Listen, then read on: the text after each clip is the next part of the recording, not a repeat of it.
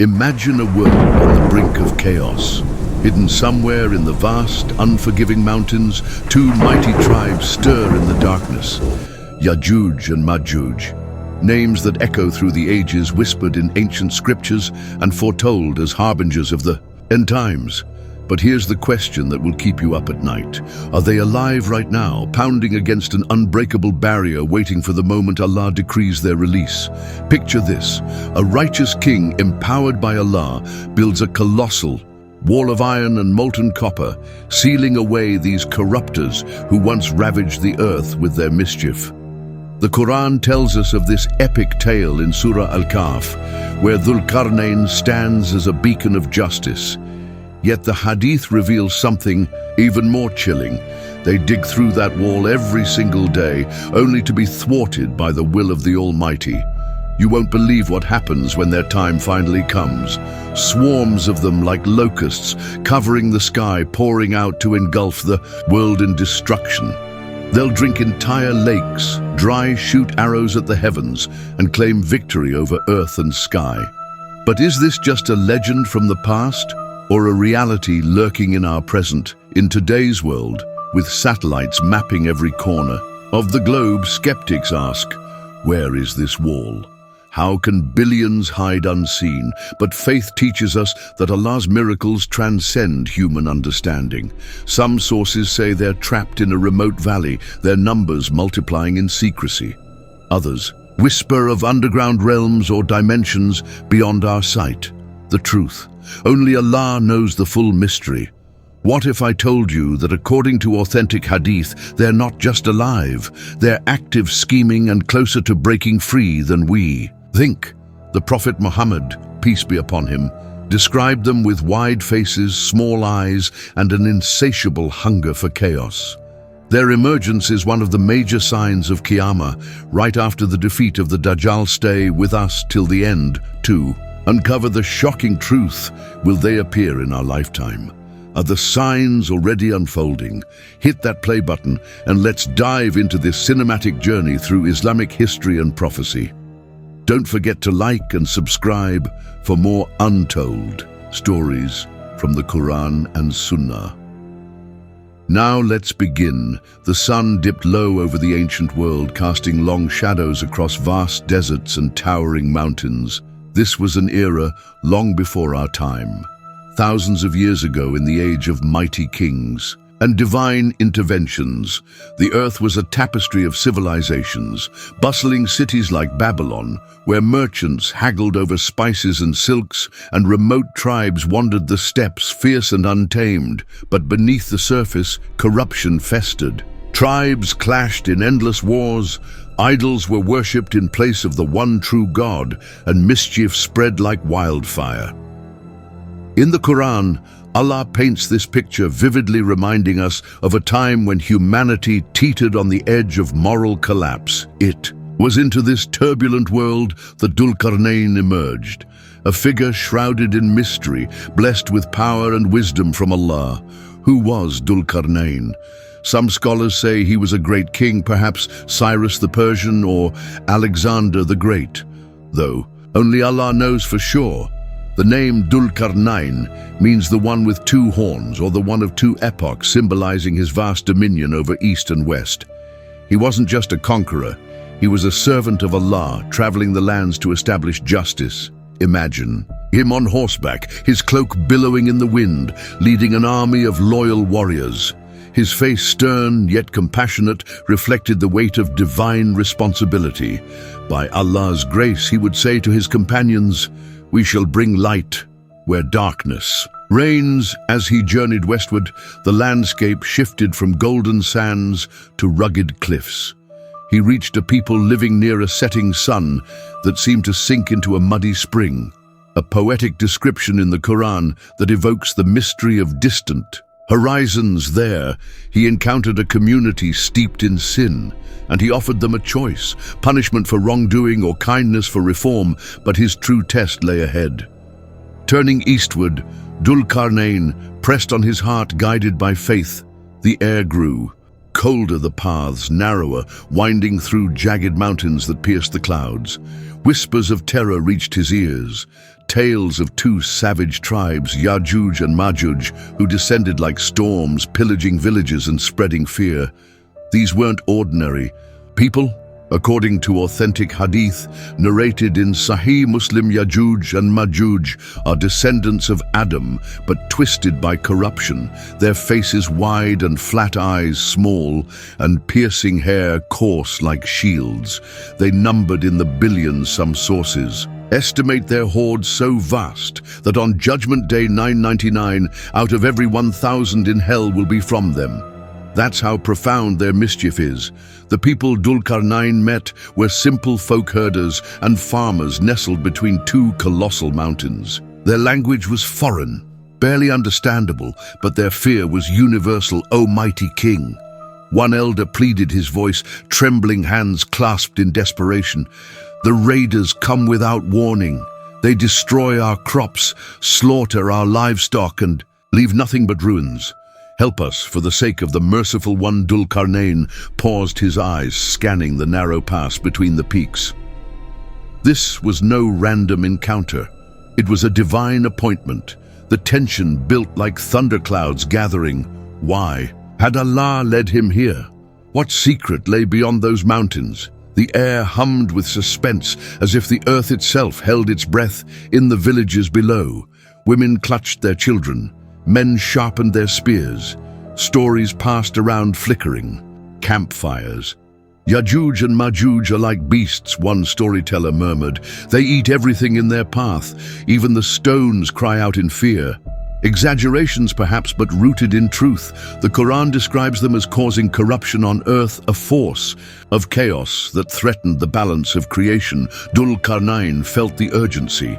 His companions shifted uneasily. My lord, one whispered, these tribes are unlike any we've faced. Legends say their numbers blot out the sun. But Dhul-Qarnayn's faith was unshakable. Allah has given me means. He replied firmly, we shall see what he wills. As night fell, stars twinkled like distant warnings. The mountains loomed guardians of a hidden horror. Little did they know this encounter would forge a barrier that echoes through time, a wall that holds back the storm. But the big question lingers.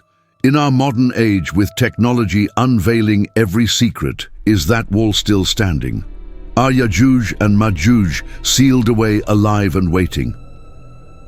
The scene was set for an epic confrontation, not of swords, but of ingenuity and divine aid. Tension mounted as Dhul-Qarnayn prepared to face the unknown. The wind howled through the mountain pass, carrying echoes of distant roars that sent chills down the spines of the villagers. Dhul-Qarnayn stood at the edge of the gorge, his gaze fixed on the narrow gap between the two peaks. This was the trigger, the moment that ignited the greatest engineering feat in human history, ordained by Allah. The people gathered around him, their faces etched with desperation.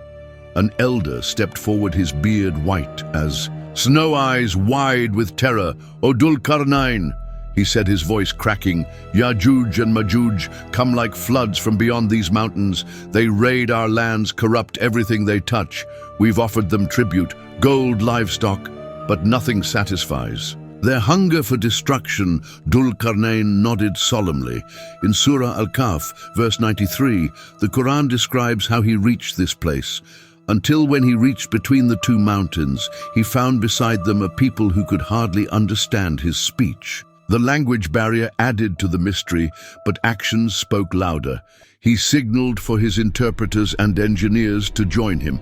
What do they want? One of his companions asked. Peering into the misty void, Dhul-Qarnayn raised his hand for silence. They seek protection, he replied, and Allah has brought us here to provide it. The villagers led them closer, pointing to fresh scars on the earth, trampled fields, burned huts. See the marks of their last raid, a young man shouted. They came at dawn howling. Like wolves, we barely escaped with our lives. Flashback to that fateful dawn. The sun barely crested the horizon when the ground trembled. From the pass, a horde emerged. Yajuj and Majuj, their bodies sturdy and numerous faces contorted in rage. Charge! Their leader bellowed in a guttural tongue, waving crude weapons. Villagers screamed, fleeing, as the invaders tore through homes, scattering livestock and setting fires. No mercy, another raider laughed maniacally. This was the corruption the Quran warns of, pure, unbridled chaos. Back in the present, Dhul-Qarnayn's heart stirred with resolve. He turned to the people. "Bring me your strongest men," he commanded through gestures, "and gather iron blocks, as many as you can find."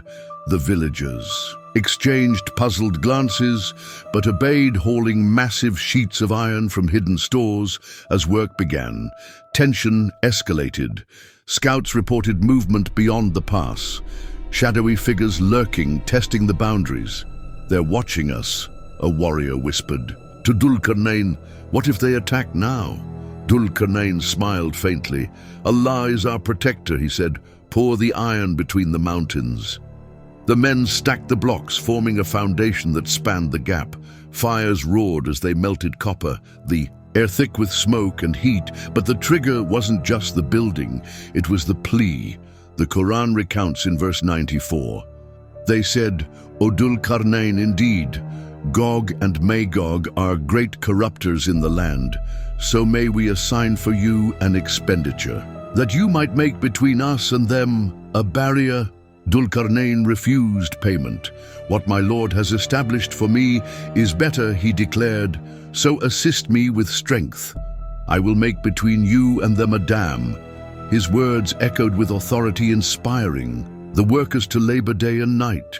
Nights brought eerie sounds, scraping, digging from the other side. "They're trying to break through already." A villager gasped. Dhul-Qarnayn stood vigilant, praying, "O Allah, make this barrier strong," he murmured, according to Hadith in Sunan Ibn Majah. Yajuj and Majuj have been digging ever since, saying each night, "If Allah wills, tomorrow we'll finish." But dawn restores the wall, a divine miracle. As the structure rose higher and smoother, the people marveled. "It's impenetrable." One engineer exclaimed. Dhul-Qarnayn poured molten copper over the iron, creating a seamless, gleaming fortress. The final verse seals it. So when he had made it, like fire, he said, "Bring me that I may pour over it molten copper." But what happened next will surprise you. With the barrier complete, Dhul-Qarnayn looked to the heavens. "This is a mercy from my Lord," he proclaimed. "But when the promise of my Lord comes, he will make it level, and ever is the promise of my Lord true." The trigger had fired. The wall stood, but the prophecy lingered. Yajuj and Majuj trapped their rage building alive. Yes, but contained for now. The villagers cheered, tears streaming. "You've saved us," the elder cried. Dhul-Qarnayn bowed humbly. "All praise to Allah." Yet, in his eyes, a shadow of foreknowledge. The end times would unleash them again. With the barrier sealed, a fragile peace settled over the land. But deep within the mountains, the secrets of Yajuj and Majuj simmered like a volcano ready to erupt. The Quran hints at their nature in Surah Al-Anbiya, verse 96. "Until when the dam of Gog and Magog has been opened, and they from every elevation descend." Dhul-Qarnayn departed, his legend spreading like wildfire. Villages rebuilt, crops flourished, and children played without fear. Yet whispers persisted. "The wall holds an old storyteller," said around the fire. But for how long? Cut to the other side. Darkness enveloped the trapped tribes. Yajuj and Majuj, their numbers swelling in isolation, gathered in vast caverns. "This wall mocks us," a hulking leader growled, his small eyes gleaming with fury. "Dig! Break free and reclaim the world." Every day they assaulted the barrier with tools of bone and stone, scraping, hammering. The sounds reverberated. Like thunder by sunset, a hole nearly formed. "Tomorrow we feast on the outside world," they chanted. But as narrated in authentic Hadith from Sahih Muslim, Allah intervenes each morning.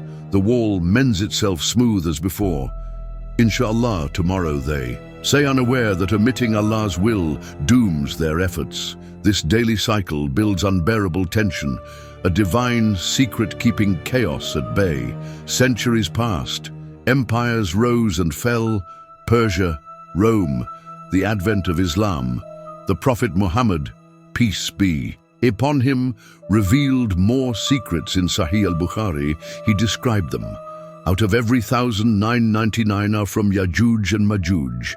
Their vastness staggers the mind, billions perhaps breeding in secrecy. Some sources say they're descendants of Japheth's son, of Noah, nomadic hordes from the north. Others speculate Turkic or Mongolian origins, but the Quran keeps it veiled, focusing on their corruption. They spread mischief. The Prophet warned, painting a picture of relentless destruction, rising tension unfolded. In prophecies, the end times approach. Dajjal emerges, deceiving the world. Then Isa, Jesus, peace be upon him, descends, slaying the Antichrist at the gate of Lud. Peace reigns briefly, abundant rains, fruitful earth. But secrets stir. Isa and his companions will be besieged. A hadith in Sunan Ibn Majah reveals Yajuj and Majuj break free at last. The wall crumbles as Allah wills, and they surge forth from every high place like a tidal wave. Imagine the scene.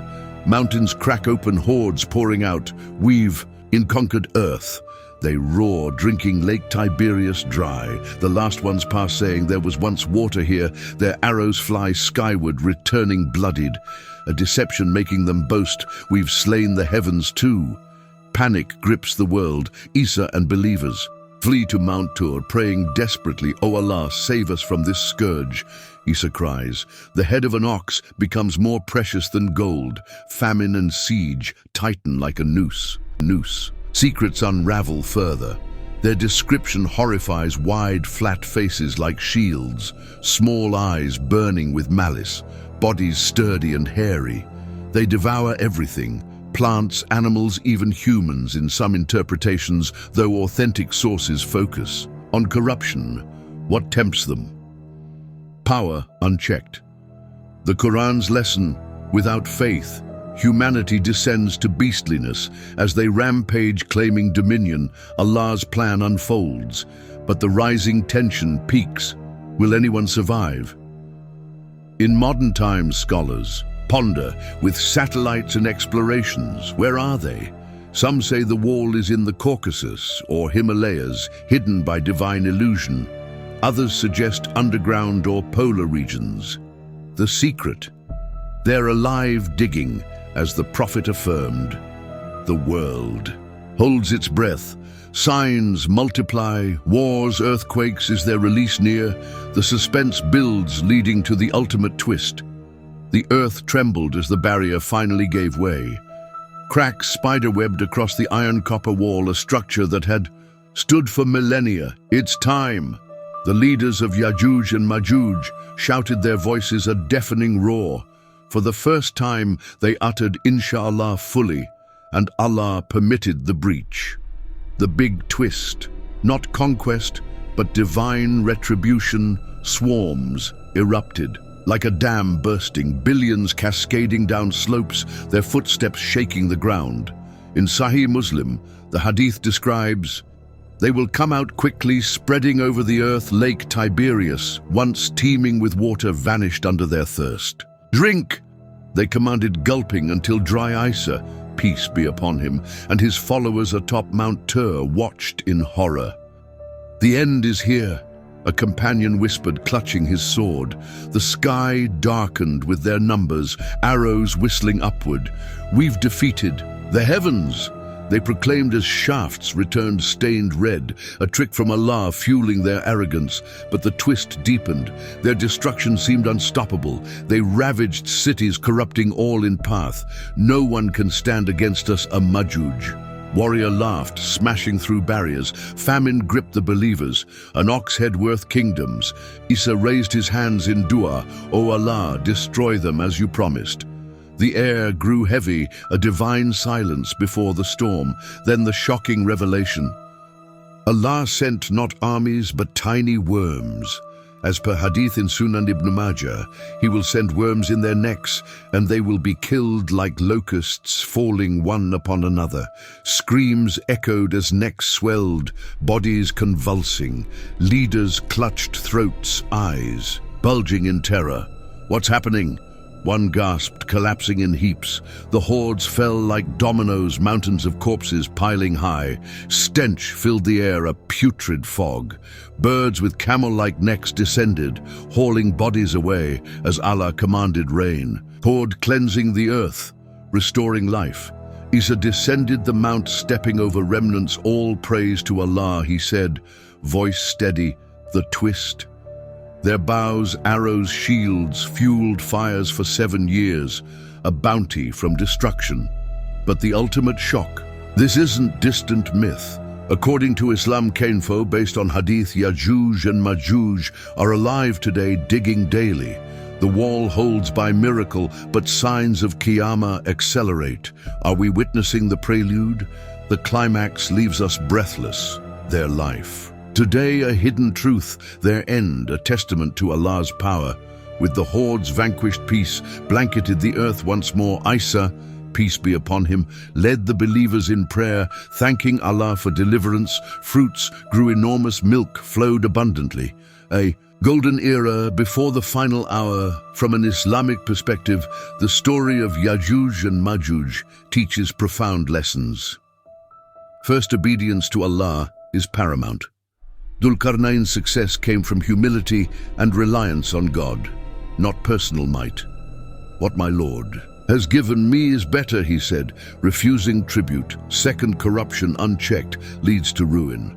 Yajuj and Majuj embody humanity's dark side, greed, violence, heedlessness. The Quran warns in Surah Al-Kahf, they cause corruption on earth.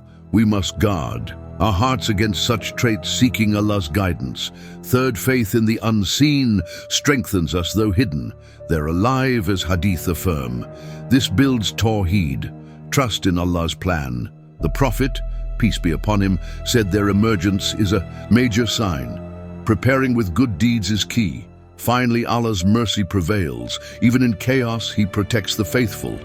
What good is power if it distances us from his mercy? Humility, patience, dua, these are our barriers against inner corruption. This inspire us. Turn to Allah, obey his commands, and remember the end times test our faith. May we be among the saved.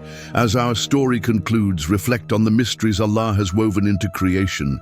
May Allah guide us all to the straight path. Protect us from trials and grant us Jannah, Ameen. If this touched your heart, like, comment, and subscribe to Religious Story TV for more epic Islamic tales. What do you think? Have you heard variations of this story? Are the signs of Yajuj and Majuj unfolding? Today, share below.